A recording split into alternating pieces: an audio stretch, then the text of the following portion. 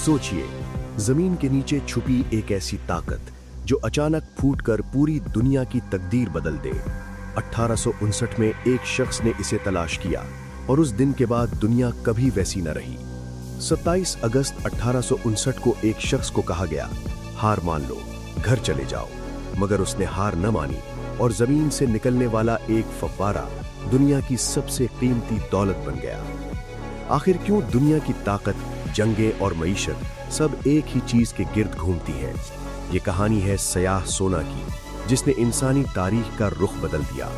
ये सिर्फ तेल नहीं, ये ताकत है, ये जंग है, ये सियासत है। और इसकी कहानी शुरू होती है एक ऐसे इंसान से जिसे दुनिया ने नाकाम समझ लिया था। एक वक्त था जब तेल बेकार समझा जाता था और आज पूरी दुनिया इसके बगैर रुक सकती है। ये कहानी है उस सयाह सोने की जिसने दुनिया बदल दी।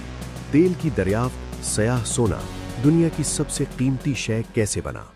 27 अगस्त 1859 को एक अहम पैगाम भेजा गया। इस पैगाम से अमरीकी ताजिर एडविन ड्रेक की माली मदद करने वाले का सब्र का पैमाना लबरेज हो गया। पैगाम कुछ यूं था, अपने कर्ज अदा करो, शिकस्त तस्लीम कर लो और घर चले जाओ। ड्रेक रॉक ऑयल की तलाश कर रहे थे। ये एक किस्म का भूरे रंग का खाम तेल है जिसके बुलबुले मगरबी पेंसिल्वेनिया की जमीन पर देखे गए थे। ड्रेक का इरादा इस रॉक ऑयल से मिट्टी का तेल निकालना था ताकि लैंप रोशन किए जा सकें। उस दौर में लैंप रोशन करने के लिए वेल से कशीद तेल इस्तेमाल होता था, जो रिफ्ता रिफ्ता महंगा होता जा रहा था।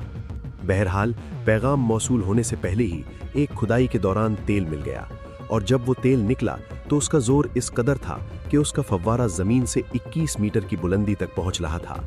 इस वाक़े ने वेल मछलियों की जिंदगी बचा ली और दुनिया में एक बड़ी तब्दीली का आगाज हुआ। तेल की दरियाफ्त के एक साल के बाद जहां ड्रेक को तेल मिला, उससे चंद किलोमीटर जुनूब में चंद ऐसी चीजें वकूअ पजीर हुईं कि इस बात का इशारा मिलने लगा कि मुस्तकबिल में क्या होने वाला है।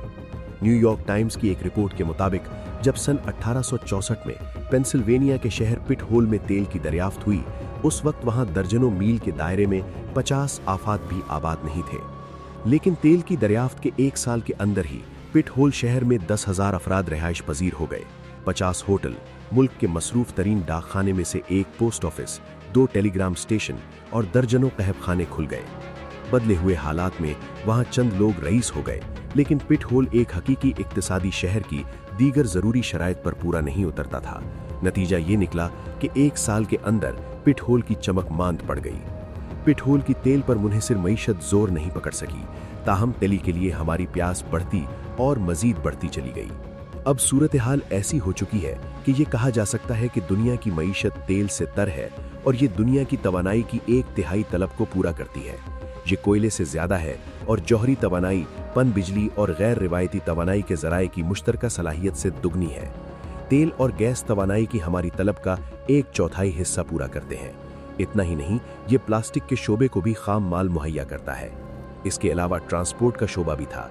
एडविन ड्रेक ने सोचा कि पेट्रोल कौन खरीदेगा, लेकिन कंबस्शन इंजन ने उनके सवाल का जवाब दे दिया। कारों से लेकर ट्रकों तक, माल बरदार जहाजों से लेकर जेट तैयारों तक, ये वो तेल ही है जो हमारी दुनिया को चला रहा है। इसमें हैरानी नहीं है कि तेल की कीमत ही शायद दुनिया की सबसे अहम कीमत है जिस पर दूसरी कीमतें मुनहसिर हैं। सन 1973 में जब चंद अरब ममालिक ने कुछ अमीर ममालिक को तेल की फरोख्त पर पाबंदी लगाने का ऐलान किया, तो तेल की कीमत सिर्फ 6 महीने के अंदर $3 फी बैरल से बढ़कर $12 हो गई। इसके बाद पूरी दुनिया में माशी सस्ता रवी नजर आने लगी। सन 1978, 1990 और 2001 में तेल की कीमतों में इजाफे के बाद अमेरिका को माशी बहरान का सामना करना पड़ा।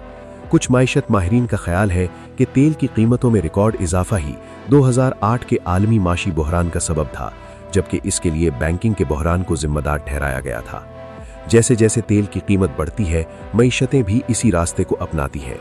लेकिन सवाल पैदा होता है कि आखिर हम इस पर इतना इन्हिसार क्यों करते हैं? तेल की तारीख पर डैनियल यर्गन की किताब द प्राइज में विंस्टन चर्चिल की मुश्किल से शुरुआत होती है। सन 1911 में चर्चिल को रॉयल नेवी का सरबराह मुकर्रर किया गया।